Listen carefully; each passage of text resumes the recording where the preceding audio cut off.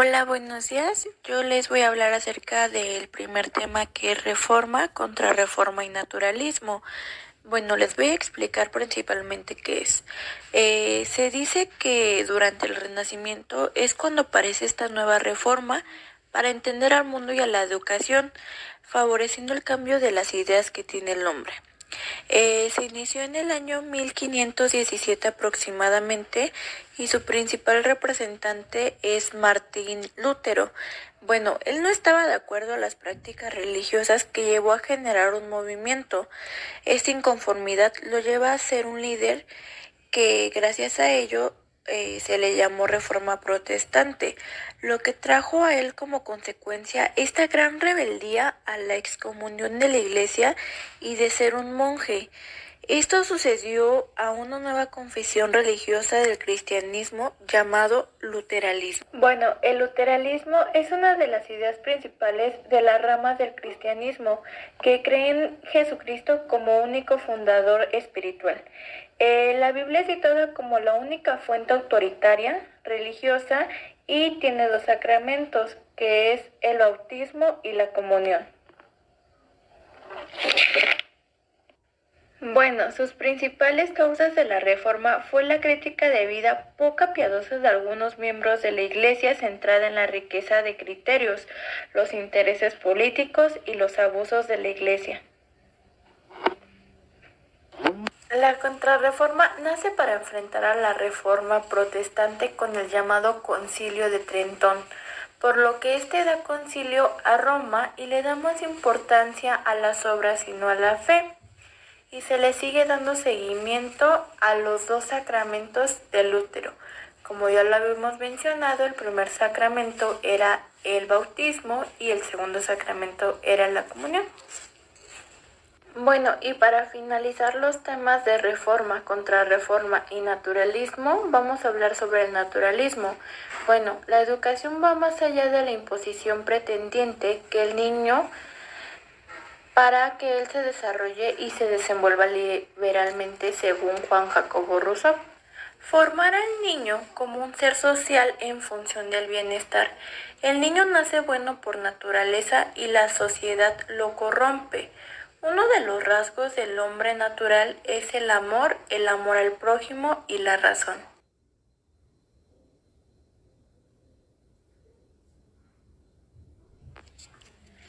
Hola, buenos días. Yo les voy a hablar acerca del primer tema, que es reforma, contrarreforma y naturalismo. Bueno, les voy a explicar principalmente qué es. Se dice que durante el Renacimiento es cuando aparece esta nueva reforma para entender al mundo y a la educación, favoreciendo el cambio de las ideas que tiene el hombre. Se inició en el año 1517 aproximadamente y su principal representante es Martín Lutero. Bueno, él no estaba de acuerdo a las prácticas religiosas que llevó a generar un movimiento. Esta inconformidad lo lleva a ser un líder que gracias a ello se le llamó Reforma Protestante, lo que trajo a él como consecuencia esta gran rebeldía a la excomunión de la Iglesia y de ser un monje. Esto sucedió a una nueva confesión religiosa del cristianismo llamado luteranismo. Bueno, el luteranismo es una de las ideas principales de las ramas del cristianismo que creen Jesucristo como único fundador espiritual. La Biblia es citada como la única fuente autoritaria, religiosa, y tiene dos sacramentos, que es el bautismo y la comunión. Bueno, sus principales causas de la reforma fue la crítica de vida poco piadosa de algunos miembros de la Iglesia centrada en la riqueza de criterios, los intereses políticos y los abusos de la Iglesia. La contrarreforma nace para enfrentar a la reforma protestante con el llamado Concilio de Trentón, por lo que este da concilio a Roma y le da más importancia a las obras y no a la fe. Y se le sigue dando seguimiento a los dos sacramentos del útero. Como ya lo habíamos mencionado, el primer sacramento era el bautismo y el segundo sacramento era la comunión. Bueno, y para finalizar los temas de reforma, contrarreforma y naturalismo, vamos a hablar sobre el naturalismo. Bueno, la educación va más allá de la imposición pretendiente que el niño para que él se desarrolle y se desenvuelva liberalmente según Juan Jacobo Rousseau. Formar al niño como un ser social en función del bienestar. El niño nace bueno por naturaleza y la sociedad lo corrompe. Uno de los rasgos del hombre natural es el amor al prójimo y la razón.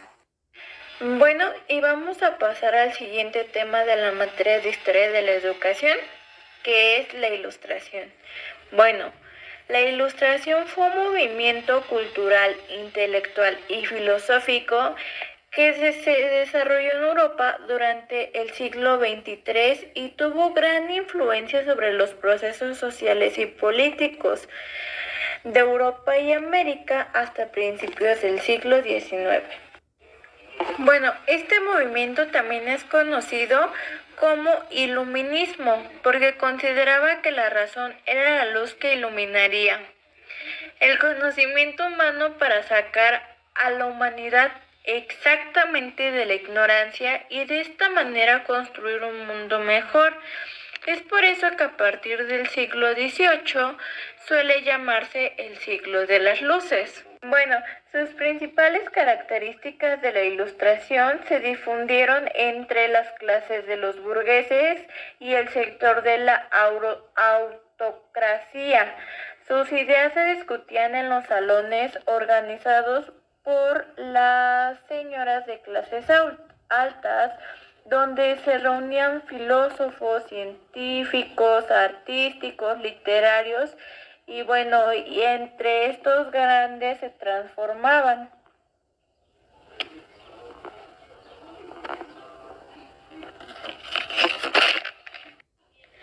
Bueno, otra de sus grandes características de la Ilustración fue que consideraban el pensamiento racional como la única forma de acceder al conocimiento verdadero y se llegara a conocer el mundo a través del observador. Bueno, otra de las características de la Ilustración es que también negaban cualquier forma de conocimiento que no proviniera de un análisis racional. Otra de sus características era que ellos creían en las posibilidades de progreso, tanto como materiales morales de la sociedad, y bueno, y esto funcionó gracias al descubrimiento científico y tecnológico. Y bueno, cuestionó las monarquías absolutas y el principio en el que el rey se podría oponer. Por ejemplo, el rey era su dios en ese momento. Bueno, algunas de las consecuencias del pensamiento ilustrado fue que dio un fuerte impulso al desarrollo del método científico y de las ciencias como las conocemos hoy en día. Su cuestionamiento de los privilegios de sangre fueron los principios de la Revolución Francesa, que terminó como la monarquía absoluta. Bueno, la difusión de sus conocimientos al poder político vigente y de la idea de la igualdad de las personas ante una ley. Bueno, fue una influencia importante para los criollos americanos que lo retomaron como sus principios, guiándose en las revoluciones independientes artísticas de las colonias europeas. Es por eso que hoy en día se le conoce como la Ilustración. Bueno, y sus principales representantes de la Ilustración fueron Charles Louis de Secodat, Francisco Mariette, Jean Jacobo Rousseau, Denis Diderot, Jean Leronden de Alembert y Antonio Lavoisier. Bueno, voy a iniciar con el tercer tema, que es el romanticismo. Bueno, el romanticismo es un movimiento artístico y literario que surgió en la transición del siglo XVIII hasta el siglo XIX en Inglaterra, Alemania y Francia, y desde ahí se extendió a todo el mundo occidental, incluido el continente americano. Este gran movimiento surgió gracias a la expresión de la subjetividad y la libertad creadora como reacción al racionalismo del arte neoclásico, movimiento que además de ser rigurosamente academicista, había entrado a una fase estandarizada que le merecía a la reputación de el frío. Bueno, este interés por la libertad creativa y la expresión individual hizo del romanticismo un movimiento sumamente diverso, artístico y revolucionario. También había artistas evasivos de la realidad, otros que eran promotores de los valores burgueses y otros antiburgueses. Bueno, por otra parte les voy a hablar sobre el origen y la expansión del romanticismo. Hay quienes consideran cómo comenzó el romanticismo.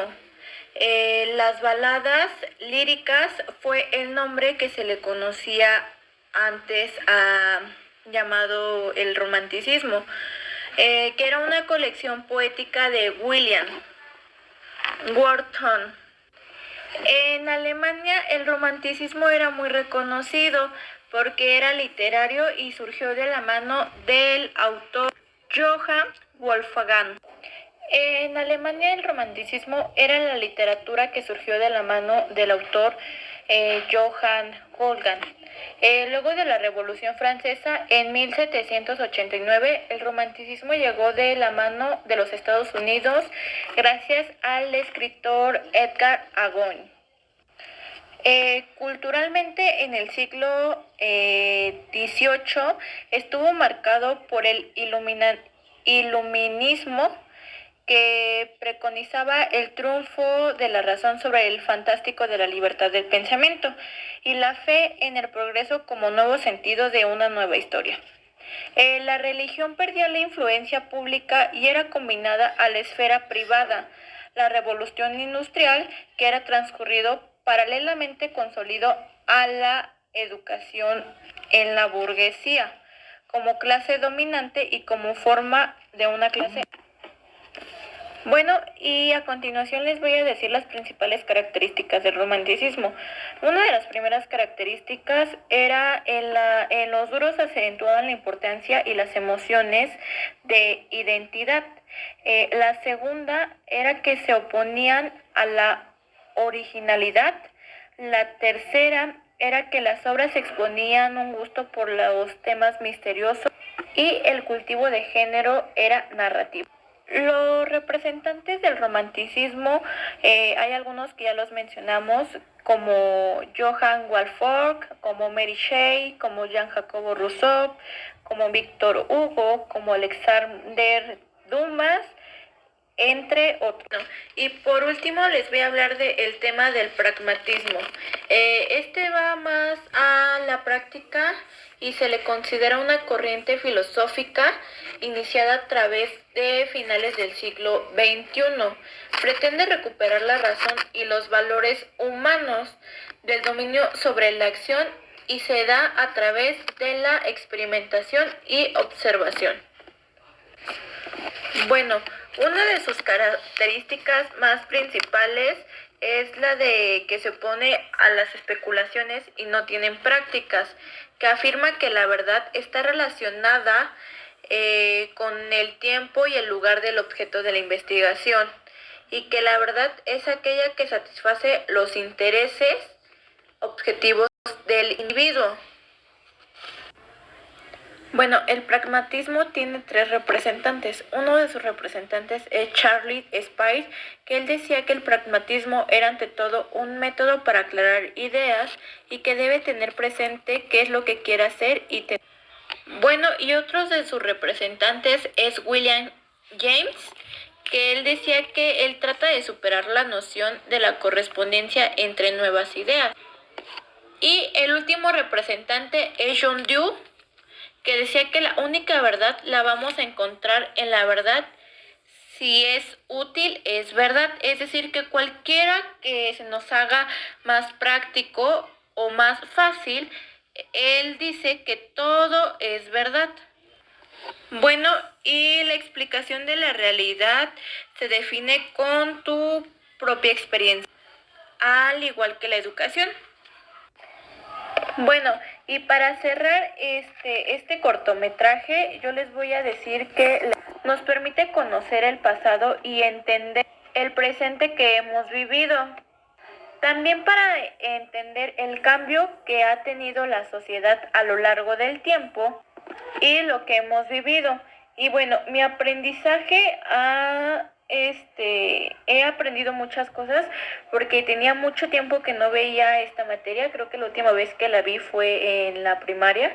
Y la verdad es que volver a ver acontecimientos importantes de la historia fue muy impresionante y me quedo con una gran enseñanza acerca de lo que es la historia de la educación, todos los temas que aborda esta materia. Y sobre todo me quedó muy claro los temas que vimos en los dos parciales. Y bueno, esto fue todo por mi parte. Espero y les